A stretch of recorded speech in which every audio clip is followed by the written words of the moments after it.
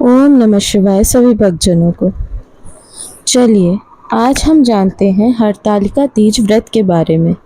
कब होगा हरतालिका तीज व्रत, क्या है उसकी कथा और क्या है उसका शुभ मुहूर्त, क्यों मनाया जाता है हरतालिका तीज का व्रत।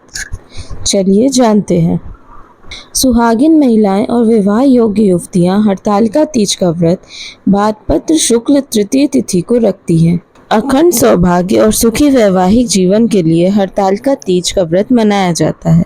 भाद्रपद माह के शुक्ल पक्ष की तृतीय तिथि को सुहागिन महिलाएं और विवाह योग्य युवतियां हरतालिका तीज का व्रत रखती हैं। इस साल हरतालिका तीज के दिन रवि योग बन रहा है। इस योग में सूर्य का प्रभाव अधिक होता है, जिसके कारण सभी प्रकार के दोष मिट जाते हैं। इस व्रत में तीज माता यानी माता पार्वती और भगवान शिव की पूजा की जाती है। चलिए अब हम जानते हैं हरतालिका तीज किस दिन है, क्या है पूजा का मुहूर्त, कौन से योग बन रहे हैं और क्यों किया जाता है हरतालिका तीज का व्रत। कब है हरतालिका तीज? इस साल हरतालिका तीज के लिए भाद्रपद शुक्ल तृतीय तिथि 5 सितंबर गुरुवार को 12:21 से शुरू होगी। यह तिथि 6 सितंबर शुक्रवार को दोपहर 3:01 तक मान्य रहेगी। उदया तिथि की मान्यता के अनुसार इस बार हरतालिका तीज का व्रत 6 सितंबर को रखा जाएगा। जो महिलाएं 6 सितंबर को हरतालिका तीज का व्रत रखेंगी, उनको सुबह में पूजा के लिए 2:31 का शुभ समय प्राप्त होगा। सुबह की पूजा का शुभ मुहूर्त 6:02 से लेकर 8:33 तक रहेगा। हालांकि अधिकतर जगहों पर हरतालिका तीज की पूजा प्रदोष काल में करते हैं। प्रदोष काल सूर्यास्त के बाद प्रारंभ होता है। हरतालिका तीज के दिन सूर्यास्त शाम को 6:36 पर होगा। हरतालिका तीज का व्रत रखने से विवाहित महिलाओं को अखंड सौभाग्य की प्राप्ति होती है, उनके जीवन साथी की आयु बढ़ती है, दाम्पत्य जीवन में खुशहाली आती है, परिवार में सुख और शांति होती है। वहीं जो विवाह योग्य युवतियां हैं, उनको अपने मन चाहे जीवन साथी की प्राप्ति हो सकती है। हरतालिका तीज व्रत के नियम। इस व्रत को रखा तीज में जाता है, लेकिन इसका पारण चतुर्थी तिथि के सूर्योदय में किया जाता है। अगर आपकी शादी के बाद आपका पहला तीज व्रत है तो अच्छे से नियम पता करें, क्योंकि जिस तरह पहली बार रखेंगी उसी प्रकार हर साल करना होगा। इस व्रत को एक बार रखा जाता है तो जीवन भर रखना होता है, किसी भी साल आप इसे छोड़ नहीं सकती हैं। तीज व्रत में अन्न, जल और फल 24 घंटे कुछ नहीं खाना होता है। इस व्रत को पूरी श्रद्धा भाव से करें और भगवान शिव पार्वती का जागरण करें और सोएं नहीं।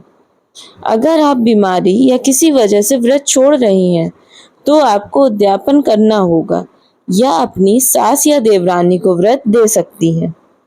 क्यों रखा जाता है हरतालिका तीज का व्रत? ऐसी मान्यता है कि इस तिथि पर ही माता पार्वती की सखी सहेलियों ने उनके पिता के घर से हरण करके जंगल में भगवान शिव की उपासना करने के लिए लेकर गई थी, जहां पर माता पार्वती ने कठोर तप करते हुए भगवान शिव को पति के रूप में पाया था। हरतालिका तीज पर सुहागिन महिलाओं को अखंड सौभाग्यवती और जीवन में सुख सुविधा और संपन्नता का आशीर्वाद प्राप्त होता है। हरतालिका तीज व्रत में पूजा की क्या विधि है, चलिए जानते हैं। इस व्रत में सुहाग का सामान यानी 16 श्रृंगार की चीजें माता पार्वती की पूजा में अर्पित की जाती हैं। इसके लिए वो एक सुहाग पिटरिया यानी एक टोकरी बना लेती है, जिसमें सभी सामान रखकर माता पार्वती को अर्पित किया जाता है। इन शुभ संयोग में हरतालिका तीज के दिन फूलों से बना फुलेरा बांधा जाता है और उसके नीचे मिट्टी के शंकर और पार्वती जी की स्थापना की जाती है और रात्रि जागरण कर शिव पार्वती की पूजा अर्चना की जाती है। चलिए अब हम सुनते हैं हरतालिका तीज व्रत कथा। कथा है कि माता पार्वती ने भगवान शिव के लिए कठोर तपस्या की थी। दरअसल माता पार्वती को बचपन से ही भगवान शिव को लेकर अटूट प्रेम था। माता पार्वती अपने कई जन्मों से भगवान शिव को पति के रूप में पाना चाहती थी। इसके लिए उन्होंने हिमालय पर्वत के गंगा तट पर बचपन से ही कठोर तपस्या शुरू कर दी थी। माता पार्वती ने इस तप में अन्न और जल का त्याग कर दिया था। खाने में वे मात्र सूखे पत्ते चबाया करती थी। माता पार्वती की ऐसी हालत को देखकर उनके माता पिता बहुत दुखी हो गए थे। एक दिन देव ऋषि नारद भगवान विष्णु की तरफ से पार्वती जी के विवाह के लिए प्रस्ताव लेकर उनके पिता के पास गए। माता पार्वती के माता और पिता को उनके इस प्रस्ताव से बहुत खुशी हुई। इसके बाद उन्होंने इस प्रस्ताव के बारे में माँ पार्वती को सुनाया। माता पार्वती इस समाचार को पाकर बहुत दुखी हुई, क्योंकि वो अपने मन में भगवान को अपना पति मान चुकी थी। माता पार्वती ने अपनी सखी को अपनी समस्या बताई। माता पार्वती ने यह शादी का प्रस्ताव ठुकरा दिया। पार्वती जी ने अपनी एक सखी से कहा कि वह सिर्फ भोलेनाथ को ही पति के रूप में स्वीकार करेंगी। सखी की सलाह पर पार्वती जी ने घने वन में एक गुफा में भगवान शिव की आराधना की। भाद्रपद तृतीय शुक्ल के दिन हस्त नक्षत्र में पार्वती जी ने मिट्टी से शिवलिंग बनाकर विधिवत पूजा की और रात भर जागरण किया। पार्वती जी के तप से खुश होकर भगवान शिव ने माता पार्वती को पत्नी के रूप में स्वीकार कर लिया था। कहा जाता है कि जिस कठोर तपस्या से माता पार्वती ने भगवान शिव जी को पाया, उसी तरह इस व्रत को करने वाली सभी महिलाओं के सुहाग की उम्र लंबी हो और उनका वैवाहिक जीवन खुशहाल रहे।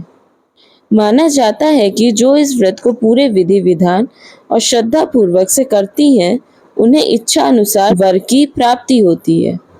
हरतालिका तीज पर गौरव और शिव से अखंड सुहाग की कामना करनी चाहिए और बोलना चाहिए कि भगवान हमें अजर अमर सुहाग देना। ओम नमो पार्वती पतिये नमो नमः।